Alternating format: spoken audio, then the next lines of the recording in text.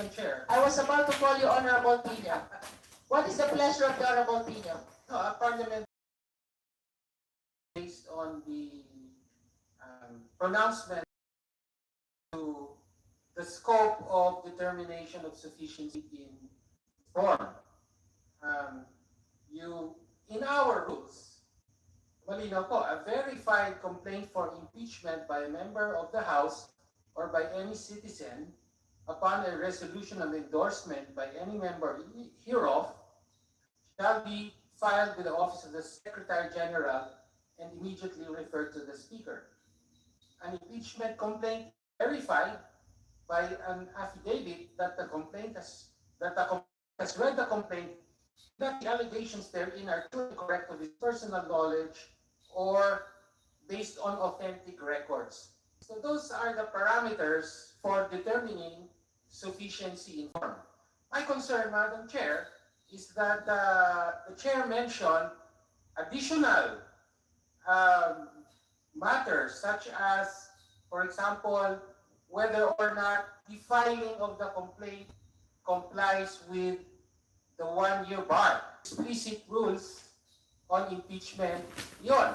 And in fact, let me note that the one-year bar applies to an impeachment proceeding, not the filing of a complaint, but the initiation of an impeachment proceeding.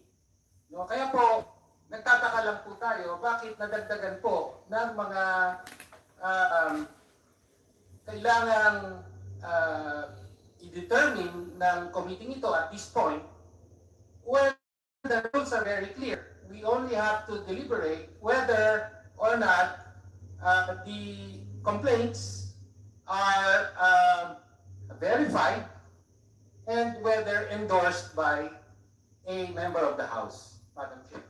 Before the Honorable Flores respond to the manifestation of the Honorable Pino, we would like to recognize the Honorable Micah Gonzalez, Deputy Majority Leader, the Honorable Ana York P. Bondoc from the 4th District of Pampanga, and the Honorable Rodrigo L. Gutierrez from the One Rider Party List. The Honorable Flores is recognized. Thank you, Madam Chair. Madam Chair, tama naman po yung sinabi ni Congressman. Hindi siya specifically mentioned yung timeliness. But I think it should be part of the consideration in determining for Madam Chair kung timely nga ba yung pag-file ng isang impeachment complaint. Because it would be useless for us to consider any impeachment complaint that was filed within the 1 year.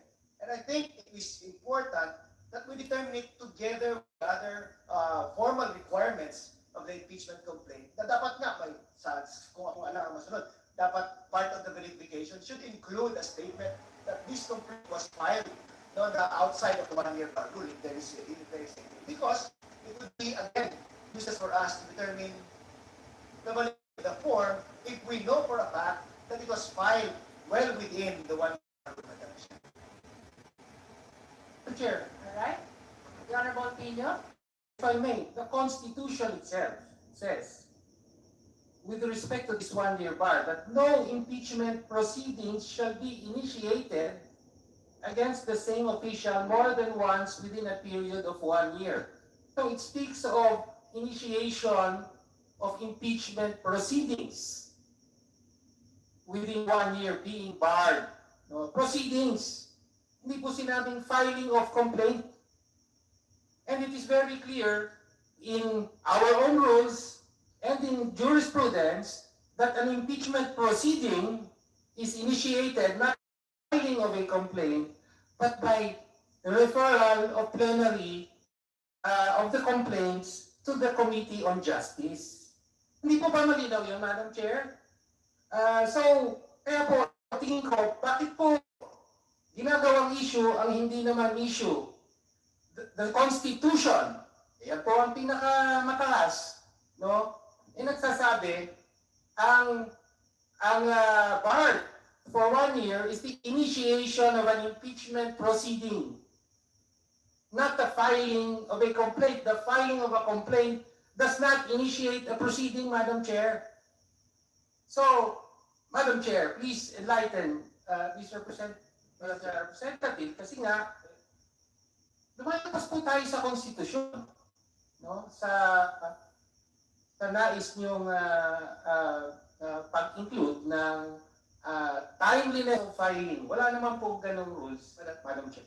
The Honorable Flores is recognized. Thank you, Madam Chair. Madam Chair, the Supreme Court in its decision no July 25 to 2025 clearly said that no new impeachment complaints, if any, may only be commenced no earlier than February 6 of 2026. That was clearly stated by the decision of the Supreme Court in July 2025. And while it may not have been stated, as correctly pointed out again by Congressman Pino, na ito lang yung sinabi ng Constitution natin, but in interpreting that provision of the Constitution, the Supreme Court came out with this decision that no new complaints may be commenced no earlier than February 6 of 2026.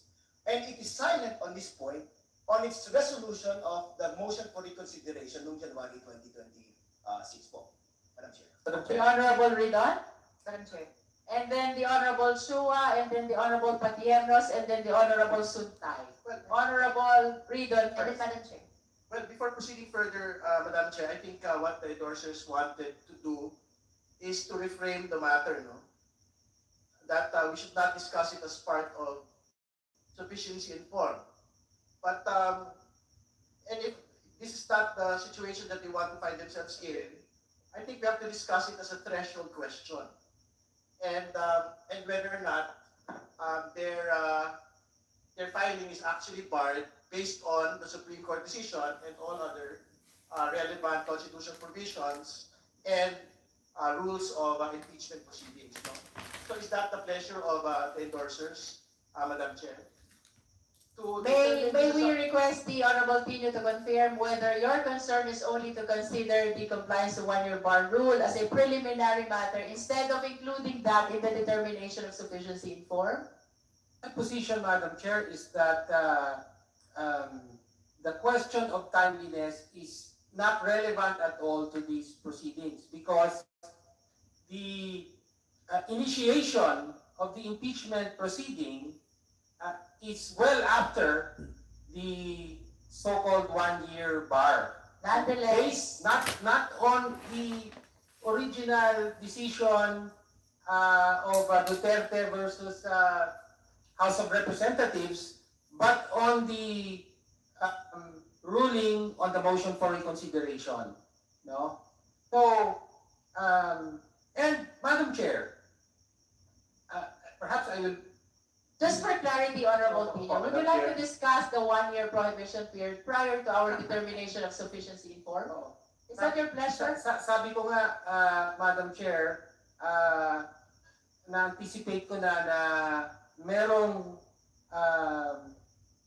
tutulad sa yumaong si Congressman Edsel Lacman, and they will raise a prejudicial question before the actual deliberation on sufficiency in form. No, I do not. I am not. So what is the pleasure of the Honorable Pino? I am merely actually, okay, if I may, Because I would like to raise a point of order. Therefore, that deliberations on so-called timeliness of filing is not within the scope of this stage of the impeachment proceedings. No, because we are, as the chair mentioned herself, in the period of determination of sufficiency in form, and as our rules very clearly state, no, that consists of determining whether or not there is a verified complaint and whether or not this is duly endorsed by a member of the What House. actually is the point of order of the Honorable Pino? Is it your intention that to actually set aside the discussion of one-year bar rule in Yes, relation Madam to Chair. your complaint? Yes, Madam Chair. Madam Chair. Madam Chair, Madam Chair. The Honorable Shua first and then the Honorable Flores. yeah, if I remember it correctly, the Honorable Pino manifested a while ago that he wanted to be clarified with respect to the word initiated. Tama po ba? Yes. Now let me just clarify it. Let me walk you through the case of Francisco, Supreme Francisco versus the House of Representatives. Your Honor, Madam Chair, in that case, the Honorable Court states that the impeachment proceeding are initiated upon filing of the complaint and or resolution and its referral to the committee. Therefore, there are two acts that should be followed. First, the filing of the complaint. That's why the filing of the complaint is also necessary because that will determine the 1-year parole. That is included in the determination of the 1-year parole. Now, as already manifested a while ago, already expounded or explained by the Honorable Vice Chair Flores, that in the first decision of the Supreme Court, it stated expressly that no impeachment complaint should be filed earlier than February 6. Thank you. And in the second decision, there is no such express statement from the Supreme Court. There is this so-called statutory construction between two conflicting laws, one express and the other one implied. The express should follow.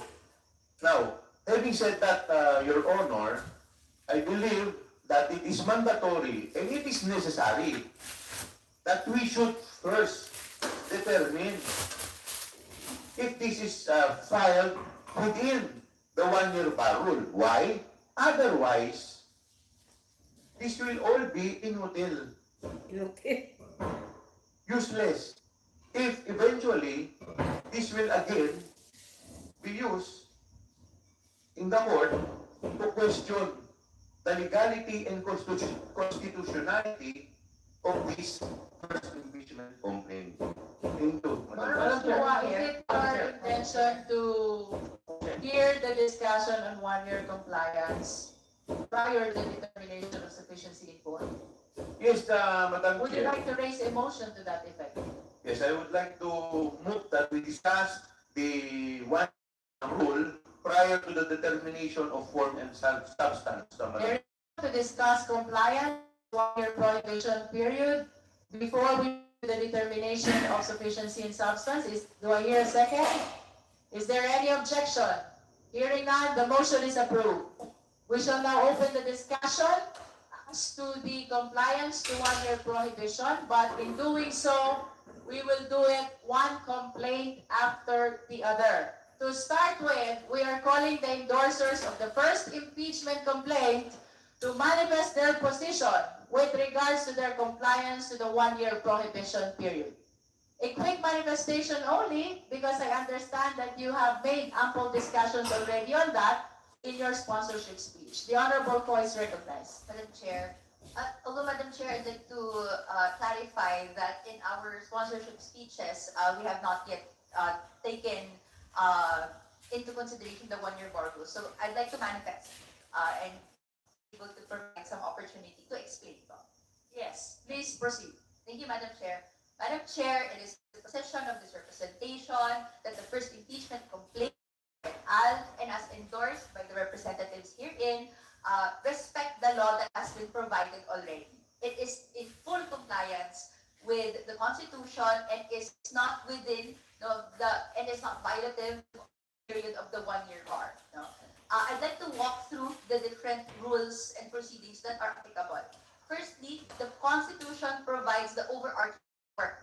Article 11, Section 3, subsection 2 provides that a verified impeachment, complaint for impeachment may be filed by a citizen upon a resolution or endorsement, and it shall be included in the order of business within 10 session days and referred to the proper committee within 3 session days thereafter.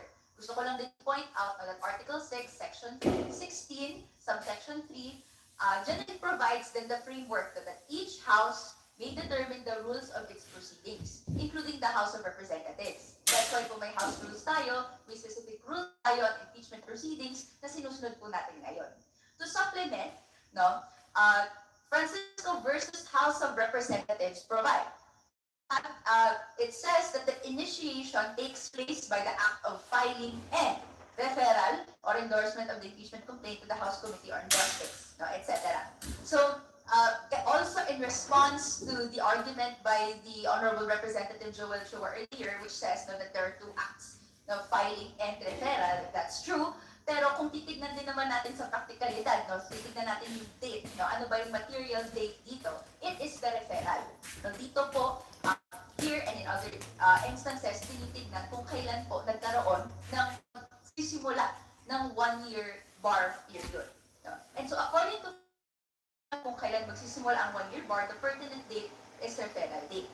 Dinigdagan naman po ito ng Duterte versus House of Representatives just this January 2026. Din-affirm niya ang Francisco versus House of Representatives and ruled further. No, meron pong 2 other instances kung saan may for the purpose of initiation of the 1-year bar, kinonsider. Yung una, yung discussed na Francisco, yung referral to the Committee on Justice. And I am quoting here, no, the 4th point of the Duterte versus House of Representatives in 2026. This is in pages 4 and 40. No? Number 1, referral to the Committee on Justice. Number 2, it is properly verified and endorsed by a member, and it is not put in the order of business or referred to the proper committee within the constitutional period. Number 3, properly verified and endorsed siya or properly referred to the committee but has not been acted upon by the House upon its adjournment sine die. So, kung may filing na hindi nasunod ang constitution na dapat nasa order of business, 10 session days, o page 30, the respondent House had until January 14, 2025 to include in the order of business, include the complaints in the order of business, and until January 21 to refer to the proper committee. I'm talking about po yung naging 19th Congress impeachment proceedings. Kung nalagay po ito sa order of business ng January 13, no, or 14, yun po yung limit, hindi po sana matitrigger yung D kasi magiging proper yung referral. Pero hindi ito nangyari. Nangyari lang po ito noong February 5, 2025. Kaya starting January 15, 2025, batay sa desisyon ng Korte Suprema sa Duterte versus House of Representatives, naging non-compliant with the constitutional periods ang impeachment proceedings, thus triggering the 1-year bar rule. Dahil po dito, Madam Chair, na-observe natin itong 1-year bar period. And then, February 2, 2026, final ang Castro et al. Complaint. 1 year and 18 days after January 14, 2025. Now, ang 10th day matapos ang filing ng impeachment, first impeachment noong December 2, 2024. So therefore, hindi po ito barred. They-refer naman ang mga impeachment complaints na ito on February 23, 1 year and 27 days after January 14, well beyond at lagpas-lagpas na sa period of the 1-year bar. It also bears mentioning na pasok ito sa constitutional periods. The first filing was February 2, and 8 session days after, on February 23, pinasok sa order of business at nirefer sa House Committee on Justice. No, and also, responding to the earlier argument that may specific citing of a date in the Duterte versus House of Representatives 2025 decision, and that na silent po ito no, sa 2026 decision. If we look at no, kung ano yung nakalagay po doon sa pag-rationalize ng court, no, ano na yung bagong impeachment, ano na yung no, sa bar na i-observe or sa period ng 1-year bar, no, ito po ay overturned. So I'd like to emphasize now, we are in the ambit of essentially letter A of Duterte versus House of Representatives now. No, and yung filing po ng 19th Congress falls under letter B. No? And ang pertinent date po doon is yung start na hindi po nasunod yung constitutional period of the order of business sa pagpasok ng order of business, which is on January 14. And therefore, since na-file po ito on February 2 and na-refer to the Committee on Justice, napasok sa order of business, itong impeachment proceedings on February 3. So this is all beyond the 1 year bar period. And I'd like to take a last manifestation, Madam Chair. No? Bakit ang napakarami ng mga teknikalidad lang tong mga to? For us, no, are mere technicalities. This discussion, in the most fundamental sense of the word, it goes into not only of the impeachment process, but the balance of powers this is built upon.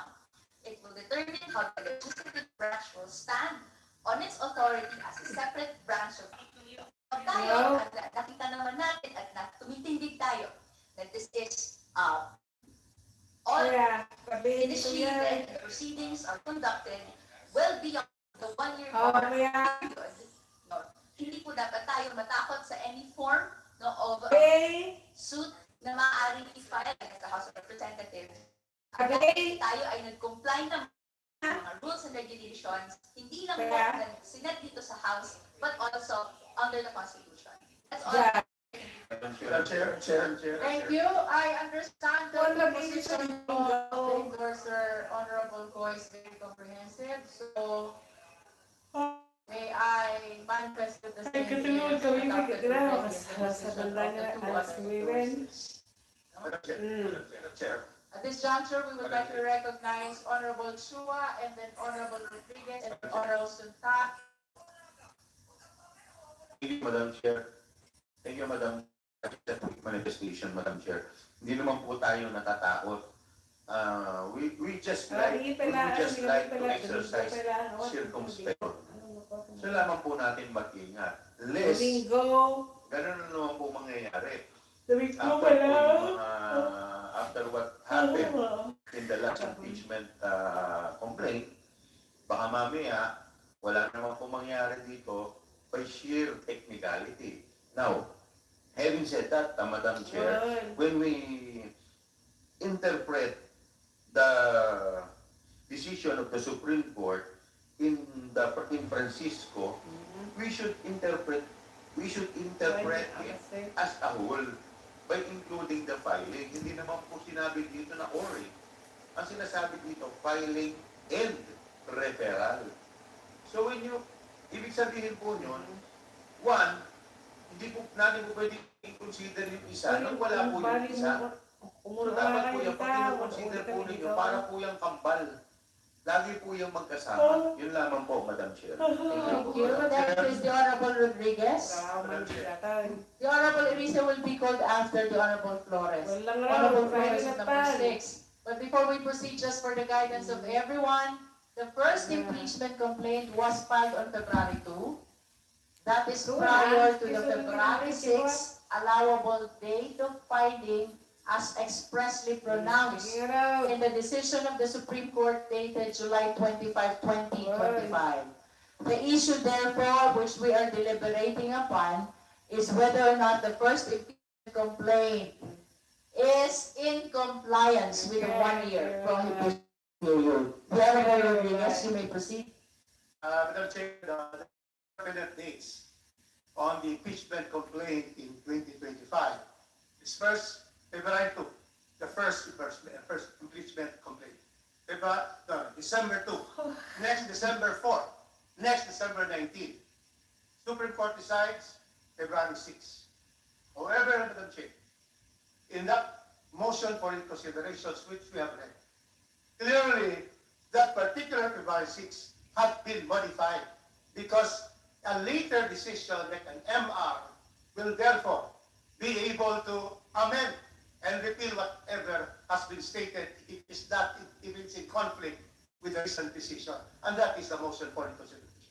And therefore, in this case, having read the decision and stated by the Honorable Reneco, that there was a problem in the 19th Congress because there was no referral and the following of the constitutional provisions and the cases and the case of Francisco versus House of Representatives.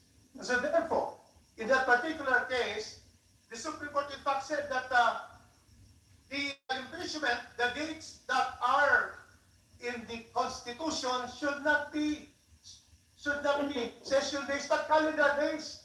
Well, in that case, Madam Chair, it is also an overreach. Because by December 19, we will having a break. So we are right, the leadership is right now, considering that we should only count session days. We will not be, otherwise, if that was the case, then we will therefore there's no more chance to be able to refer that. But the situation is, I may not agree with January 15, but if you will compute when you resume, considering that there will be 10 days, then the period will end in the last week of January if you count on calendar, on session days. Therefore, the filing on February 2 is within the time after the 1-year bar. So it has elapsed either February 15 or January 30. February 2 is therefore a correct timing to file the decision, to file the complaint. Therefore, on the issue of threshold, Congressman Rigol is correct, it's a threshold issue. Because the Constitution and the jurisprudence on Francisco is written in our rules. Because that is the Constitution, the highest fundamental law, the highest court. And so therefore, Madam Chair, clearly the February 2 filing is within the constitutional provisions. Thank you, Madam Chair. Thank you, Honorable Rodriguez. Next in line is the Honorable Suntay. Thank you, Madam Chair. And I would like to agree with the opinion of my esteemed colleagues, Congressman Chua and our Vice Chair, Congressman Flores. Initiation and commencement are two distinct things. An impeachment complaint is commenced by the filing of the complaint. Kung wala yung complaint, there is nothing to commence. Under the ruling of Francisco, initiation is a two-step process. First, the filing, and then the referral to the Committee on Justice. The 2025 decision was very clear. No impeachment proceeding may be commenced. Commenced yung ginamit na salita, hindi initiated. So, what is commenced? As I mentioned earlier, the filing of a complaint commences the impeachment proceeding. So, very clear then that no impeachment proceeding may be commenced prior to Feb 6. Meaning to say, yung Feb 2 Yan ba yung ugnay na nandun? clearly filed within the 1-year bar period.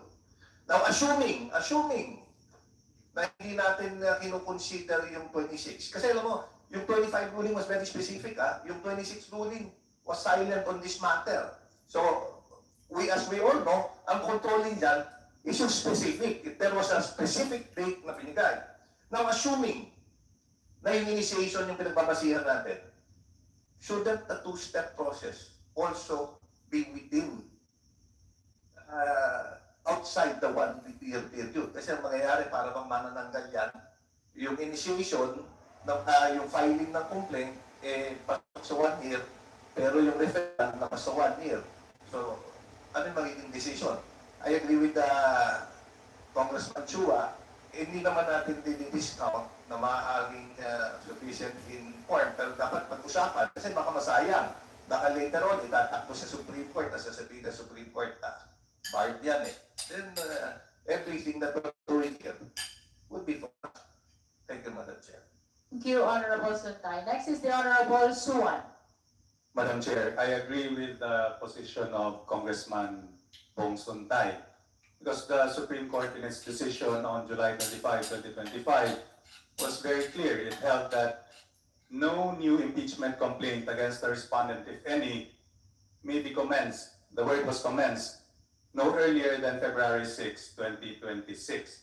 The Supreme Court did not speak casually. It was construing Article 11, Section 3, subsection 5, which provides in unmistakable language, no impeachment proceedings shall be initiated against the same official more than once within a period of 1 year. So, if a complaint was filed on February 2, 2026, 4 days prior to February 6, 2026, then we must confront a fundamental question. Are we within the constitutional window? Because, Madam Chair, if we are not, then this committee risks proceeding without constitutional footing. Madam Chair, it is important to answer this question because the one-year bar was deliberately placed by the framers to prevent impeachment from becoming a weapon of constant political siege. In fact, it exists to protect the stability of governance regardless of who occupies the office. The one-year prohibition, therefore, is a constitutional shield, not a technical obstacle. Madam Chair, this is not about shielding any individual from accountability. It is about ensuring that when accountability is pursued, it is done within the exact bounds of the Constitution. Thank you, Honorable Suwan. Next is the Honorable Ridon. Madam Chair, I think we need to Is restate. your position?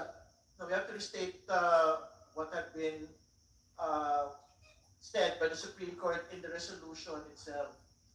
In the Territory House of Representatives, and I will quote it, fourth, complaints based on the first mode or Article 11, Section 3(2) is deemed to have been initiated for purposes of the one-year bar under Section 3(5), when A, it is referred to the Committee on Justice, B, it is properly verified and endorsed by a member of the House of Representatives, and it is not put into order of business or referred to the proper committee within the constitutional periods, and C, it is properly verified and endorsed, or it has been properly referred to the proper committee but has not been acted upon adjournment sine die.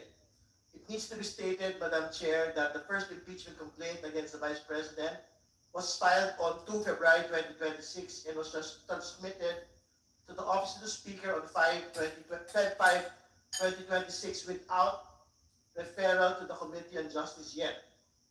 The referral to the committee was done on 23 Feb 2026, and as such, the first impeachment complaint against the Vice President should not technically be precluded by the one-year bar, as it was filed only prior to 6 Feb 2026 and not initiated prior thereto. And more importantly, an argument may be made that because of the Supreme Court resolution,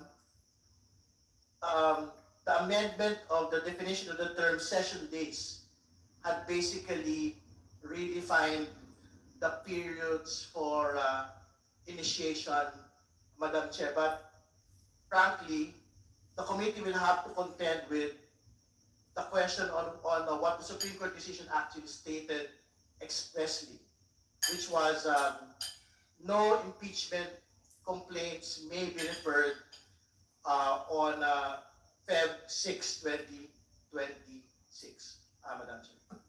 Thank you. Next is the Honorable Flores. Thank you, Madam Chair. Madam Chair, again, i-emphasize ko lang po ito, no? Na sa decision ng Supreme Court noong July of 2025, it mentioned the date 3 times. First, on the adjudicative rulings on page 6. Second, in the summary on page 94 of the decision. And third, in the dispositive portion on page 95 of the decision. So klaro po na sinabi nila na walang pwede makommense prior to February 6 of 2026, Madam Chair. So, what it may be implied, because nga sa resolution is iba din yung computation nila sa session days, pero obvious naman po in the rules of construction na what is implied is cannot overturn what is expressed. Sabi na is what is expressed puts an end to what is implied. Or a person object that being omitted must have been omitted intentionally. Kasi walang mention po ito sa resolution ng motion for reconsideration, Madam Chair. So with that, Madam Chair, I move that we set aside the first complaint because it was filed prior to the lapse of the one-year bar rule, Madam Chair. I so move. I object. I object. Before we act on the motion, And on your objection, Honorable Elise would like to manifest as well. Yes, Madam Chair. It's kind of tricky because in the Constitution, the initiation is a process when you file it and then the Speaker refer it to the Committee on Justice. That's the Constitution. Kailangan pong ma-refer sa Committee on Justice. Yan po yung initiation. Meron pong ruling ang Supreme Court ng February 6. Maliwanag din po yun. Yeah. Pero may Congressman, nakikita po ako para na ang palay. sapagkat Tingnan mo na yung bar niya. Ha? Saan naniniwala tayo na Bye. February 6 ang 1-year bar ang dapat na sundin. Petsa, Again siya sa bakit impeachment? tinanggap yung complaint ng Office of the Secretary General? Kasara, yun. At bakit How do you know? ito nirefer ng Speaker sa Committee on Justice? Ibig po bang sabihin, in the next few days, pwedeng mag-file ng complaint every day for the next 300 days? Tatanggapin pa rin ng committee ng Office of the Secretary General at i-refer pa rin ng Speaker sa Committee on Justice at ang Committee on Justice ang mag-decide whether the complaint is within the 1-year bar rule. Yan po yung tricky question na dapat siguro natin pag-isipan. Let us be reminded that the duty of the Office of the Secretary General to receive the Sino to? impeachment complaint is ministerial. Wala. They cannot Lawyer. actually refuse Di Castro. to accept Luis, impeachment complaints which are being Lawyer filed. din yan? And that is why it is Lawyer. incumbent upon Ha? us, Oh, the Justice Congresswoman. Committee, to dispose of the Saan? issue Siya nga ang of chairman. whether or not the impeachment complaints were filed, whether in compliance or in violation of the 1-year prohibition period. The same is true with respect to the duty of the Office of the Speaker to include the same in the order of business within the period of 10 session days from the date of transmittal.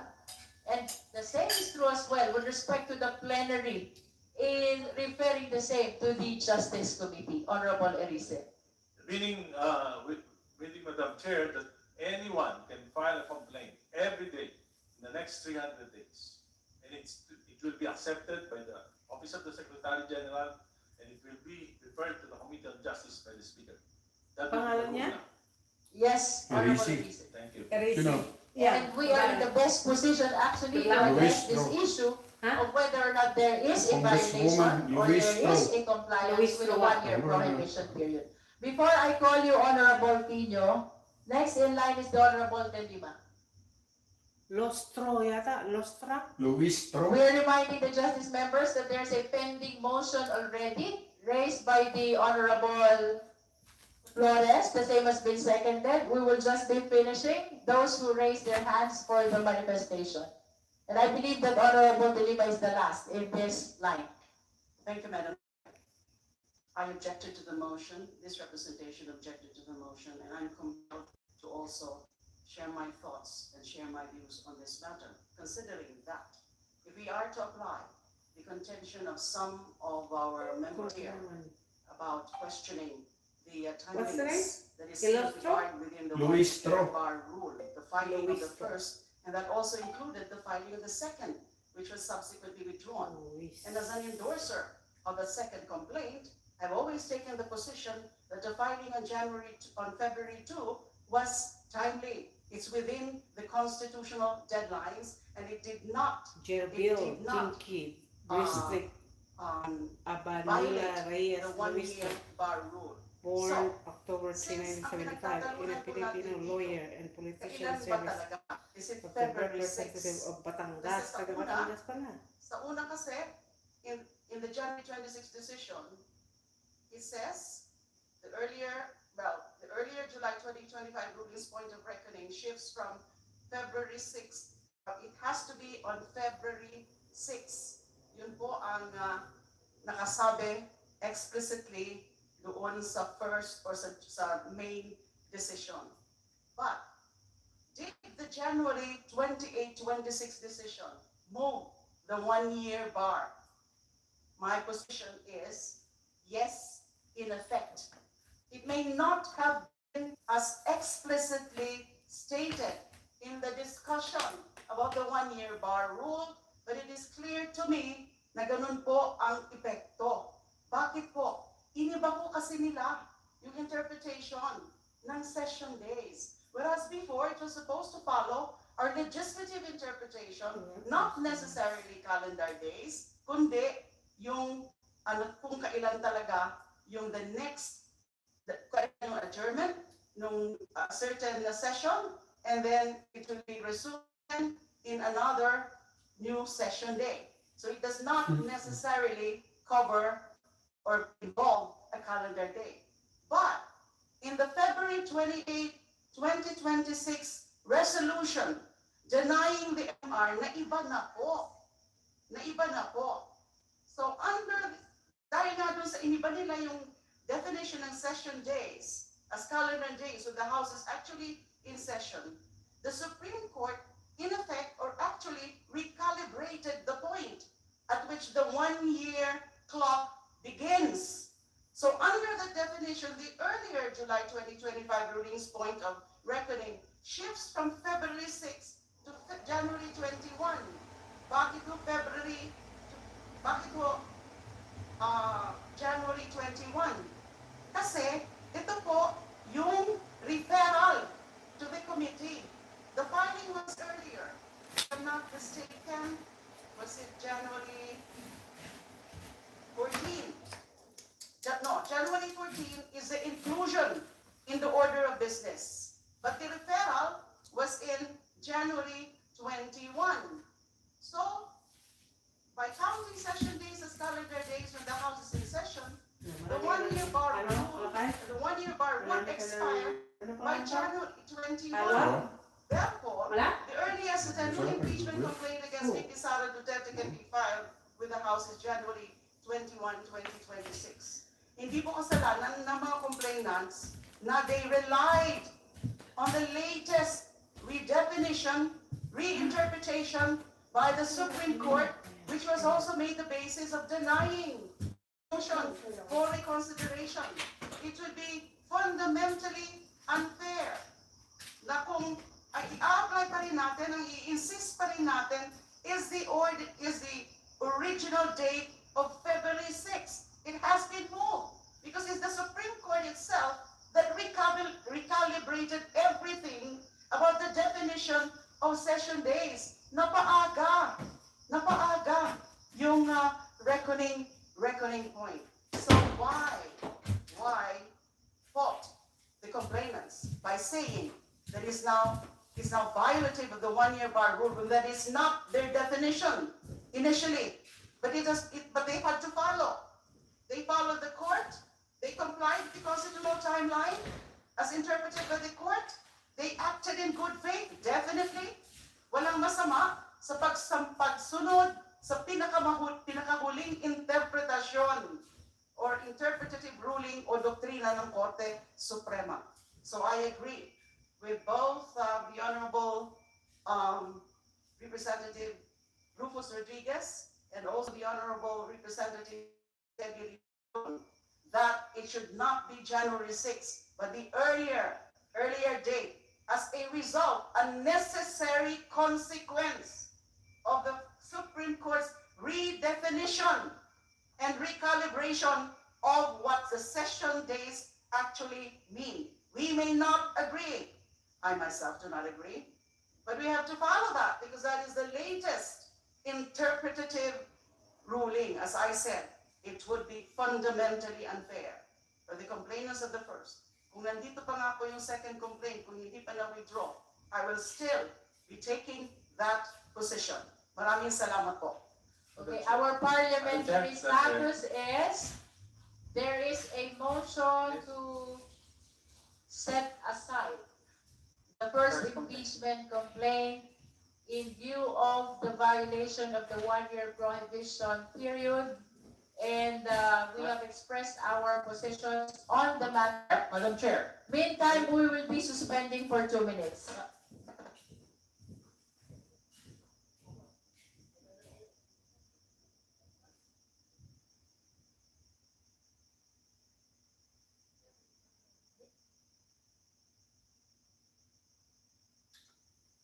Alright. Suspension. Break time muna mga kaibigan.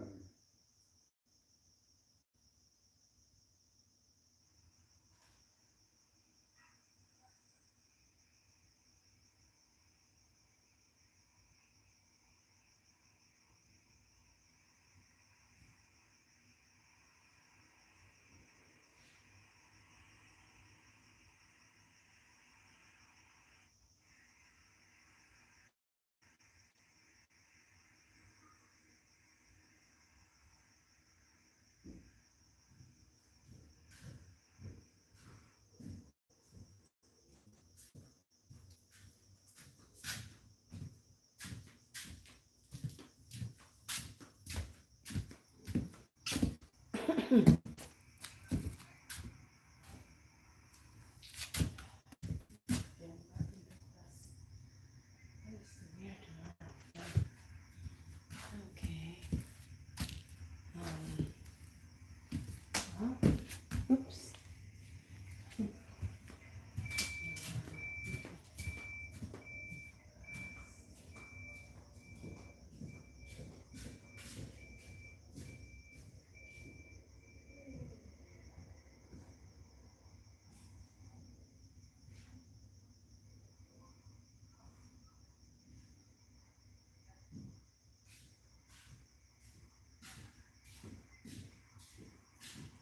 Nililoko ko ba ba?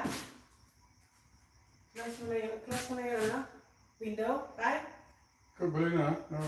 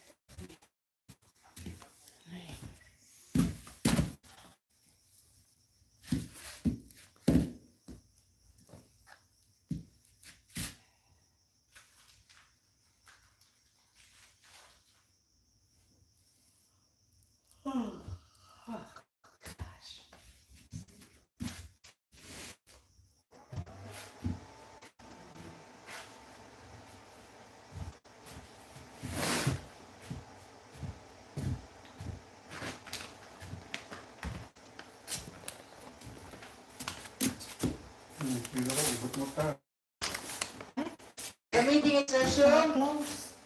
Wala. Our secretary status. There is a motion to set aside the first impeachment complaint, that is Castro et al. Impeachment complaint, in view or on the ground of violation of the one-year prohibition period. The same has been seconded and the same has been objected to as well. We vote on the motion, we will hear additional manifestation from the Honorable Pino. Madam Chair, of course, bilang endorser, I vehemently object to the motion to set aside the complaint that we endorsed on the issue of allegedly that a complaint was filed in violation of the one-year bar rule.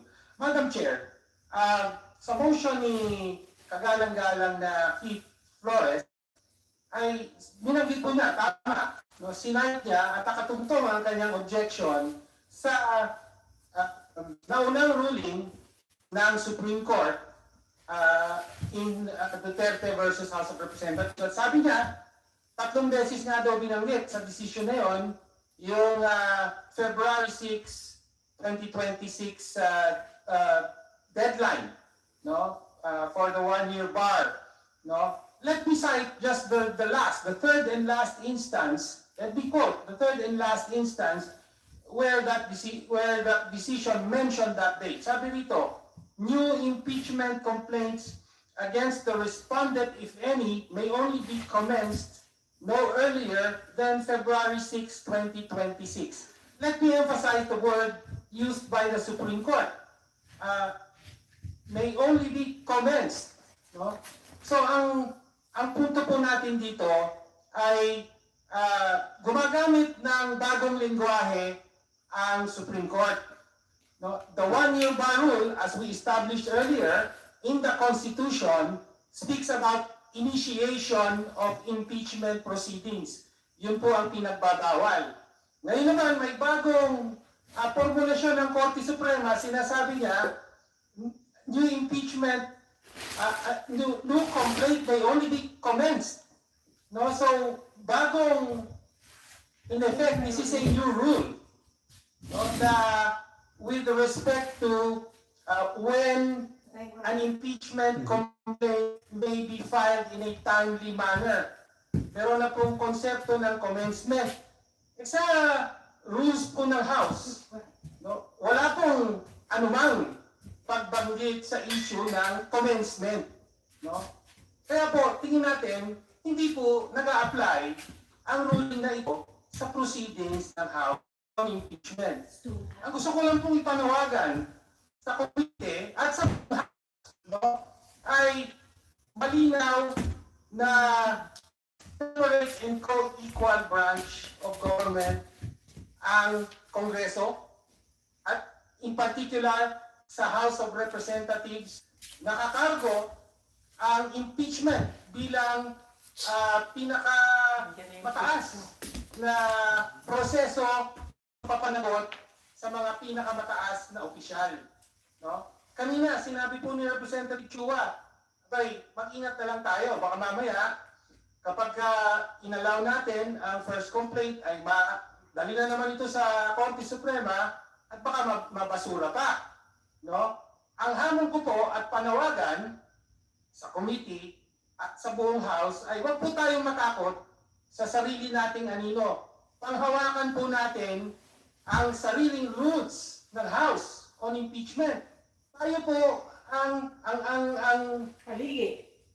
institusyong ito, no, ang House of Representatives ang gumagawa ng sariling rules on impeachment at ang tanging may kakayahang magpatupad ng rules na ito. No? Sa rules natin, walang usapin ng commencement, kahit pa sabihin yan ng Supreme Court. No? Bakit importante po ito? Hindi lang po ito teknikalidad. No? Dahil kung hindi ito gagawin ng House, kung hindi panghahawakan, if we do not take ownership of our own rules and impeachment, then at every step, kahit sinong gustong hadlangan ang pagpapanagot sa ikalawang pinakamataas na opisyal o sino bang impeachable official, at any point pwede pong tumakbo sa Supreme Court para questionin ang rules natin. No? Katulad na nga nung nangyari sa nakaraan. So therefore, no, ang punto natin, kailangang panghawakan ng House ang sarili niyang rules on impeachment. Dahil sa tanging sa pamamagitan niyan, siya ring magtuloy-tuloy ang impeachment at papanagot ang mga pinakamataas na opisyal na walang takot na ibabasura ito because of some new rule that the Supreme Court may come up with, Mr. Speaker, Madam Chair. So kaya po, muli, I vehemently object to the motion and urge the House to take ownership of its own rules on impeachment and to really fulfill its constitutional duty of impeachment. Maraming salamat po, Madam Chair. Again, for the guidance of the Justice members, we are deliberating on the compliance or violation of the first impeachment complaint with regards to the one-year bar rule. We wish to reiterate that the first impeachment complaint was filed on February 2, 2026, and we are in between two decisions of the Supreme Court, the July 25, 2025 decision, which expressly provides for February 6 as to when there can be the filing of the second impeachment complaint, vis-a-vis the resolution of the Supreme Court on our motion for reconsideration that is dated January 28, 2026, which by implication provides that the 10-year period lapsed last January 14 of 2026. So in view of these two decisions, the original decision and the recent resolution, we have disparity with respect to our positions on whether or not the first impeachment complaint indeed comply or violated the one-year prohibition period. And with that, I hope the justice members are properly guided with all the meaningful discussions that we have heard from our esteemed members of the Justice Committee.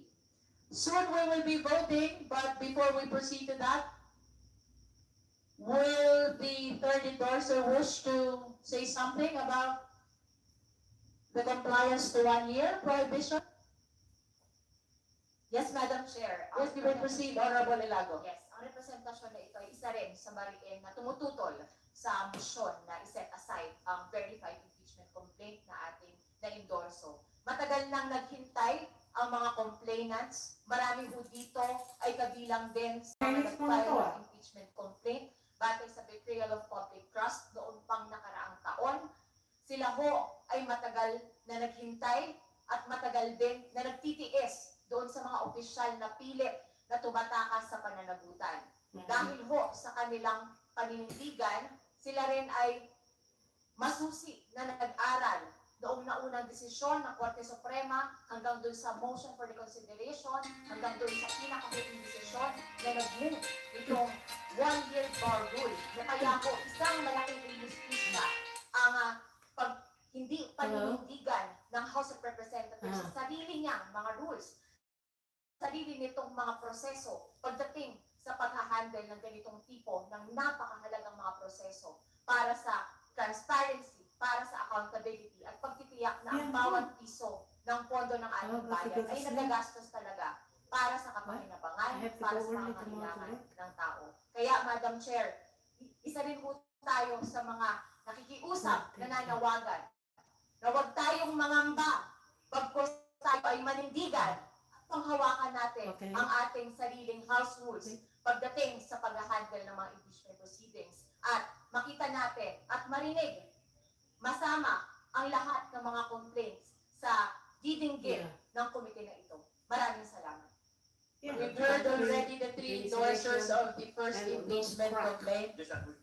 Honorable Chua, I hope you will be the last because we will be proceeding to vote. Honorable Nasal, would you like to say something also? Yes, Madam Chair. Okay, so Honorable Chua and then Honorable Nasal and then Honorable Tigamo and then we will vote already. Thank you, Madam Chair. Madam Chair, hindi po tayo Yeah. matatakot No, Vince. sa meeting ito. Only the Because polling The thing. reason why we are trying to be careful It's with the cracking interpretation everywhere. of the Supreme Court decisions It is cracks. because this is an issue of jurisdiction. No, just to mention Jurisdictional something about issue po to, Bravo. which is very important. So, yun lang po. But of course, The defective I is hope all cracking. the endorsers Yeah, understand there are big na cracks. we are not against them. Eh, ito lamang po Yeah, it's a pinag-uusapan. law. Because It's the post, as already stated, the lahat post. naman po during the Yeah. past impeachment, the House did its No, homework. not the And wall. in fact, we It's just- followed It's uh, the what is cement that they put on. under the rules of the House. But Yeah. But the House is not the problem. It is the other department. I No, think so. the interpretation of the other department. No, we didn't do the And in concrete fact, it yet. was used when the impeachment complaint was The concrete? Yeah, we already forwarded to paid the for That's included with the it was insulation. used. The issue was We used. paid it, So yun lang po. something like that. We Kaya paid a that's long why time ago with that. we are Yeah. trying to be careful. Then he wants Thank you. more and one more. I hope that the endorsers are listening to Mhm. Kong Joel. Yeah. He's saying that all of you are his friends. Yeah. And he's not against you. Yeah. He was just traumatized by what happened to the first impeachment process. That's what he's saying. Okay, Yes. so moving forward, we would like to recognize the Honorable Nasal. Madam Chair, kaya po kanina, yung for my No, we earlier didn't fix it. manifestation, kaya Yeah, I remember it's about the 1 year. na sana po ma-resolve na nga, even before No, that's not his magkaroon po ng business. question on That's not Our- included with our thing. Perceived inconsistency of Yes. the original decision vis-a-vis the resolution. It's not for us to resolve Yeah, we really, but just have to it fix is it for the because you cannot for just the leave it branch like of the that for 2 government years. which issued the same. The least we can do at this point in No, time don't worry is to about be it. very cautious as we Yeah, conduct this don't worry impeachment about that. proceeding. Thank you, Madam Chair. Yes, exactly. The Because we Honorable already got Delamo, once, Madam Chair, you know, last. somebody already went inside. Madam once. Chair. I- You've said a lot I know. already, Honorable Go. After Honorable Delamo, we Sorry. shall proceed to vote. That's what I'm saying, because That he is even correct said po. that I he's gonna agree burn with it, the right? explanation of our fellow Who do I members tell of that the To the of court, when Congress. do we go to the But there's court? also one reason I Oh, would like to to the add guy why who I did believe the- that we have to the, proceed with because he hates him, the tackling guy the who other did issues the, or other complaints. It is because of the the- discrepancy hold on, too of the the- signature the generator, in the the air affidavit conditioner. of the first complaint. If you are to look at the Yeah, the signature HVAC. there, Correct. the one in the what do you No, call this not at all. affidavit is different from the Yes. passport that is being presented as Oh, yes, an definitely. ID. 100% So parang has a the license. more that Yeah. I am resolved to That's why they were, vote they were against like taking confronting each other. Because he said to, into consideration and the other- the first complaint. The manifestation of the Honorable Delamo is noted. Now we shall proceed to and vote. that one Again, our doesn't, parliamentary status, doesn't there connect is with a it. pending No, our motion only to issue with him- declare, to set aside the first impeachment complaint. Yeah. That is Castro et al. Yeah. Impeachment complaint on the Yeah. ground of I just don't violation understand of why the 1 guy year keep asking prohibition us, period. what did you The guys same has finish? been We're seconded, not the focusing same on has been finish. objected What to we're as well, focusing is and we shall the now issue. proceed to divide the House. Those who are in favor of the motion, please raise your right hand. Yeah. Yeah,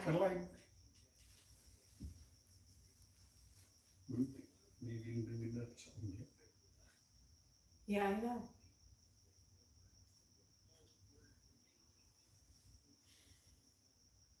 Right, right.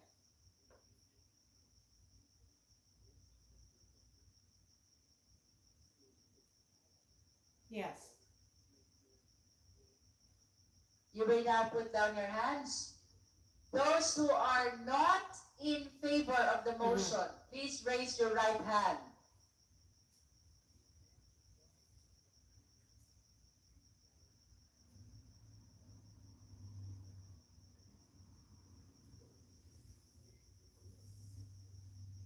So,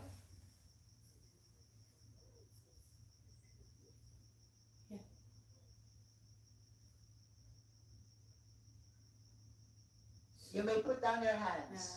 yeah, Last, those who abstain, please raise your right hand.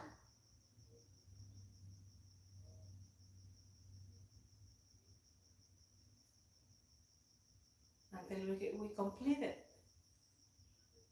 Secretariat, the result of Yeah. the voting, please. Exactly.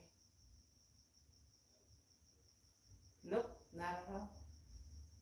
Not even the bathroom, not even, the only thing as part of the contract is the fence, okay, the insulation, the concrete.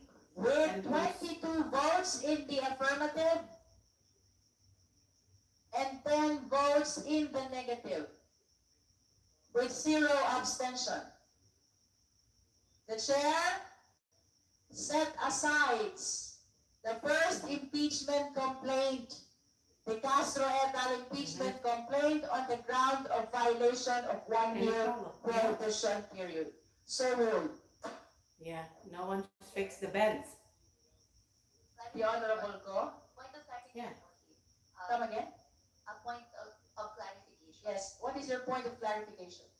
Can this representation clarify what the meaning of set Yeah. aside Why don't you? is? Ano po ba Do yun? that tonight so that you It'll can affect send it. dito sa buong proceedings. By set aside, it means that it will no longer be included in the proceeding of this committee. Now, defense, I With don't all know due if they respect need to to the vouch right now, but you never know. endorsers of the first impeachment complaints. But of course, I wish to state for Oh, the record yes. Westwood. that I think all our endorsers are members Okay, okay. and That's ex officio members of the Justice Okay, yeah. Committee. Okay. And we encourage all of you You to took it out? continue actively Okay. participating in the deliberation? If not as endorser, Did you then get him, as Cathy esteemed Sarah? members of the Justice Committee. That is for the record.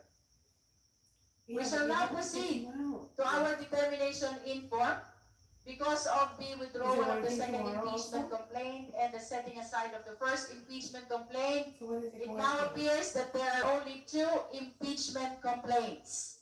The third and the fourth. The third is the Reverend Father Sabala et al. Impeachment complaint, and the fourth is the Cabrera impeachment complaint. We are now proceeding to the determination of sufficiency in court. May we request the endorser of the third impeachment complaint to make a quick manifestation as to her position with respect to the third impeachment Okay, complaint let's do that sufficiency thing and then- in form. You know, Thank you, Madam and Chair. then I'll call you about the thing tomorrow also about On the the issue of the American determination of Express. sufficiency in form of the third No, complaint. that's the only one. It's the only one, I strongly not the other one, not the big one. manifest that the verified impeachment complaint filed by Reverend Father Sabala Okay, et al. okay. and duly endorsed with his representation is Kaya, sufficient in kailangan ko form. mag-ano kasi More na than si sufficient Roro, in form. nag-aano na naman. Kaya gusto namin tapusin Sa yun. Gutierrez versus Kasi House sinabi ng investigador, Committee on Justice, tumawag siya, GR number lagay niyo lahat yung 19459, complaint niyo para minsanan lang, para kausapin niya. Naintindihan mo na? Kahit kasi linagyan na ito ng lien. I don't know if you understand the lien, but, you know. Intindihan ko. Okay, so we have to fix it. We have to fix the problem, lakay. Kasi sinisingil pa niya ako ng 13,000. Lalo mo ng utang. Actually, siya na yung nakautang eh. Kaya gusto kong ibalik niya iba yung ibang pera. Para sa ganun eh, baka magamit ko pa. Ay, kaya sabi ni Steve na we have to make a memo so that we can find out what is exactly the complaint so that we can give it to the investigator. May pupunta dito mag-investigator para nga ayos natin sa bahay para na yung hindi ayaw niya yung may mga nandito na nakatira kasi tinatanong nila, is it livable already? We said no, nobody lives here. Or after February 6. At nung final po, nung February 9, itong third complaint, dun sa araw na yon, the first two impeachment complaints, yung second nga po ay nag-withdraw na ngayon, on February 2, were not yet included in the order of business. By February 9, 2026, only 3 session days elapsed. So, complainants filed the third impeachment complaint within the 10 session day requirement as interpreted. Gusto ko pa yung mga siraulong mga nabayaran tapos binayaran mo tapos sila pa yung mga mukhang ano na sila yung Sabi ko nga niya, noon pa, i-complain nyo na noon pa. we did, lakay, we did complain it. That's why he's kung tumatawag na lang, alam nga, it takes a long time to investigate. Binigyan nga namin lahat ng mga complaint eh. Kaya nga ako nagagalit ng isang araw, wala ka nga lang dito na nakarinig eh, si Adrian ang nakarinig. We did, we're talking to the investigator. Tatanungin niya kung ano daw yung nagawa natin. Wala ko lang pa, ano doon, sabi ko kung ano yung complaint ko, yun lang, concentrate mo, hindi yung ano, yung hindi niya ginawa, ang kinocomplaint ko. Bakit alamin mo pa kung ano yung nagginawa ko na, ano yung tinapos. Of each of the 13 complaints. Okay, sabi niya, we will come and investigate, we will come down there. Kaya sabi ko, kaya i-ano natin yan para hindi kunwari. Alisin natin yung mga food, ng mga ano. Pero like, kasi baka may pupunta dito, sinugin, sino magbabantay ako ha? Kaya nga. Yung may nagbabantay, yes, somebody, Sabi nga ni Steve, we'll tell them that, kasi we're just securing our house. Diba? Kaya nga, nag-iisip kami kung anong dapat isabi lakay. Kasi kailangan nila i-email niya. Nainis nga ako dun sa matanda eh, kasi kailangan mo kung ano yung ginagawa ko, ang kinocomplain ko pa ako, yung hindi niya ginawa na nabayaran namin. Sabi ko, okay, I will talk to him too, sabi niya gano'n. Thank you, Honorable Fine, De Lima. got them. Now we're opening the floor for comments and manifestation of the joint members. Madam Chair. The Honorable Ann Matibag. Madam Chair, I would like to agree with our Honorable Senator Leila de Lima that the third complainant is signed and verified by the complainant, Reverend Father Joe Zabale et al. And attached to the complaint, Madam Chair, are the verifications of the complainant. All right, any other member who wishes to manifest their comment as to the sufficiency in form of the third impeachment complaint, that is Zabalia et al. Impeachment complaint? Madam Chair. The Honorable Franz Legaspi. A quick manifestation as well to support my colleague Pong Matibag and of course to Pong Naila.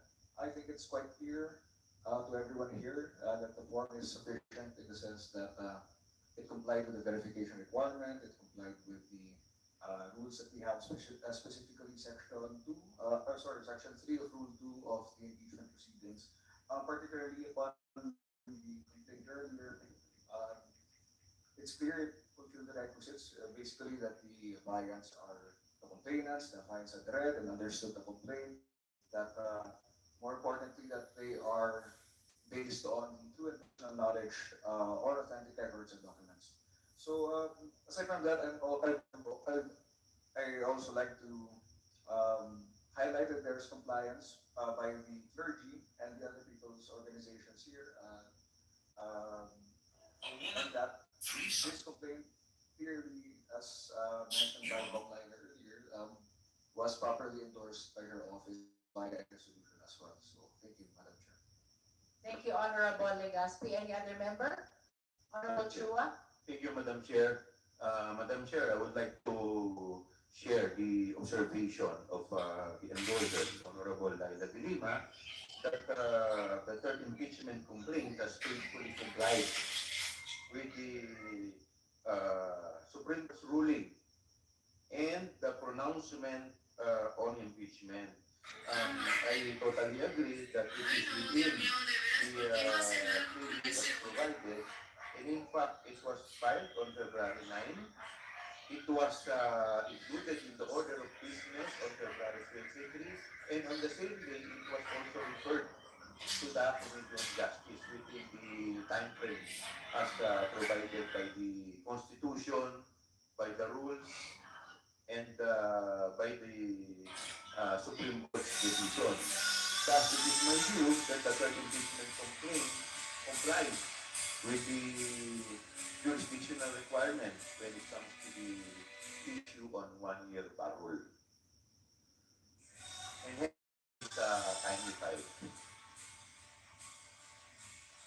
Just wish to state for the record that the third impeachment complaint was filed on February 9, 2026, and then was included in the order of business and referred to this committee on February 23, 2026. That is for the record. The Honorable Vice Chair Dumogan. Thank you, Madam Chair. Well, I fully support the that issue is concerned. I have a point of Totoo pala, nakapag ang tao, alam na guilty sila at may ginawang kasalanan sa'yo. Magiging super defensive at masalit sa'yo para hindi sila maging accountable sa ginawa nila. Totoo yan. They will provoke you until you show your ugly side to make it look na ikaw ang mas justified. Totoo Yung yan. kagaguhan nilang ginawa sa'yo, it was ikaw filed kailangan with naranasan rin ba ito? Yes. Totoo pala, Definitely. kapag ang tao, alam na But it guilty was sila at may referred ginawang to by this committee, and this committee had decided Yes. that it was within the 1-year bar rule, so we did not consider it. What will be its effect? Will bar this third informed complaint? The Honorable Dumogan, I understand that the issue with respect to first impeachment complaint has been resolved already. Yes, and it's the extent of the decision of this committee not to consider it, because it is within. The only consequence of that ruling, Honorable Vice Chair, is for us to be able to proceed with the third and fourth impeachment, and we will not be including any more in our deliberation the first impeachment complaint. What is the consequence of the ruling of the motion? I am worried on that, anyway, it's my view. I'm really worried on that.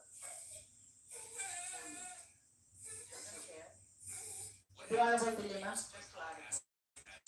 Whether it was the earlier verdict, which is that, which is, January 14. 2021, which is 21 is the referral to the committee, or the February 6th, which is the one stated in the main. What happens if you use glycolic acid pads every day? Does not One, violate fine the lines first start to complaint, smooth does out. not Two, at all, or does not violate the 1 year bar rule, since yung pinakauna, yung mga na-file, was February 2. And therefore, doon na tayo nag-count, yung 10 session days and 3 session days thereafter. So no problem at all, no effect on the third and even the fourth. Yes, that is correct. We totally agree to that, that whether we consider the January 14 as the lapse of the 1 year prohibition period or the February 5 to make it possible for the second impeachment on February 6. The third impeachment complaint rightly falls within the allowable period in both dates as perspective. If there are no other members who wish to comment on the sufficiency in form of the third impeachment complaint, we shall proceed to hear the position of the endorser of the fourth impeachment complaint. No more members? We recognize the Honorable Deputy Speaker Paulo Ortega to manifest his position with respect to the sufficiency in form of the fourth impeachment complaint, that is Cabrera impeachment complaint. Thank you, Madam Chair. Maybe lang ako would like to manifest that in terms of form and requirements, the fourth impeachment complaint has complied with the form. And we have endorsed it on the team for that. Thank you. Now we're opening the floor for comments and manifestations of the justice members with respect to the sufficiency in form of the fourth impeachment complaint. The Honorable Zamora is recognized. Thank you, Madam Chair. As regards the fourth complaint, the complainant, a certain attorney Nathaniel G. Cabrera, signed the same and also executed a verification which states as follows: the allegations in the complaint are true and correct based on my personal knowledge or based on authentic records. The verification was signed and notarized on February 18 in Quezon City and was notarized by a certain attorney Jason San Buenaventura. The resolution of endorsement by Representatives Benito M. Abante Jr. and Representative Francisco Paulo V. Ortega V was signed on February 18, 2026. Both of them subscribed and swore before the Secretary General on even date. So, Madam Chair, we believe that the fourth impeachment complaint is compliant with the requirements of the sufficiency of form. Thank you, Madam. Any other member who wish to comment on the sufficiency in form of the fourth impeachment complaint? Two-thirds na ito nagtrabaho itong rig No na ito. more? Can we proceed to vote now? Ang Reggie. As I read the ballot, Sabado the hindi ko yata onset, nagtrabaho. after we conclude on Kung the Reggie. deliberation on all the impeachment complaints, which at this point we only have two. Eh, siya The third and the nag-note fourth sa impeachment complaint, we shall proceed So, to wala vote. si, ano? The chair is now ready to hear Wala si... the motion with respect to the sufficiency or insufficiency in Pakistan. form of the third impeachment complaint. Yan, hindi mo, Pakistan. The Honorable Zamora. Madam Chair, I move to declare the third impeachment complaint as sufficient in form. Sabi ng There is a motion to declare the third impeachment complaint sufficient in form. Do I hear a second? Is there any objection? Hearing none. The chair declares the third impeachment complaint, that is Pater Savalle et al. Impeachment complaint, sufficient in form. So ruled. The chair is now ready to hear the motion on the fourth impeachment complaint. The Honorable Padiernos. Madam Chair, I move to declare the fourth impeachment complaint as sufficient in form. There is a motion to declare the fourth impeachment complaint, that is Cabrera impeachment complaint, Sufficient informed. Do I hear a second? The same has been seconded. Is there any objection? Hearing none. The chair declares the fourth impeachment complaint, that is Cabrera impeachment complaint, sufficient informed. So ruled.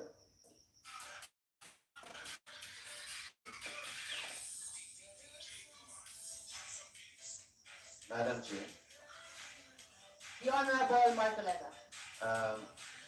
point of order. This is not directed to the members of the committee. Madam Chair, our good friend is not an FA. Yeah, but I can Perhaps you can just manifest instead of raising a point of order. manifestation. Right, directed- you may proceed, Honorable Marcoleta. This is not directed to the members of the Justice Committee, but I observed the presence of Mr. Kiko D from the audience. Though he was allowed to be an audience in the proceedings, despite his withdrawal of the second impeachment complaint, I suggest that he observe proper decorum. Because if you remember, May we know the action of the Honorable D or Mr. D, which is not consistent with decorum? I'm just speaking from experience when the Which means he hasn't committed any yet. not yet, but as a forward, as a permission or a warning, during the archiving of the impeachment at the Senate, Madam Chair, Mr. Madam Chair, wala pa naman palang ginagawa. Let us not, Let's wait until he finishes and then I will be allow me to recognizing it. finish. During the archiving of the impeachment, Mr. T would and made a gesture of thumbs down at the VIP gallery of the Senate.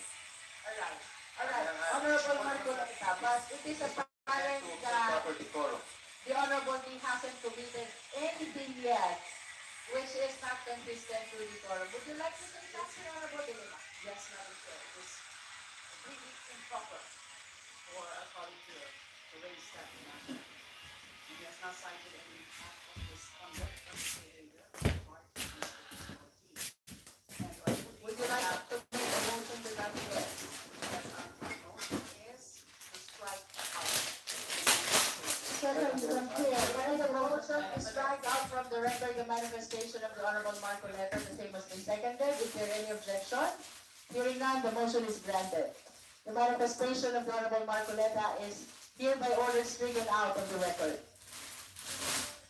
If there are no other matters which the members wishes to discuss, the chair is ready to hear your most favorite motion. Move to adjourn, Madam Chair. There's a motion to adjourn. The same has been seconded. No objection.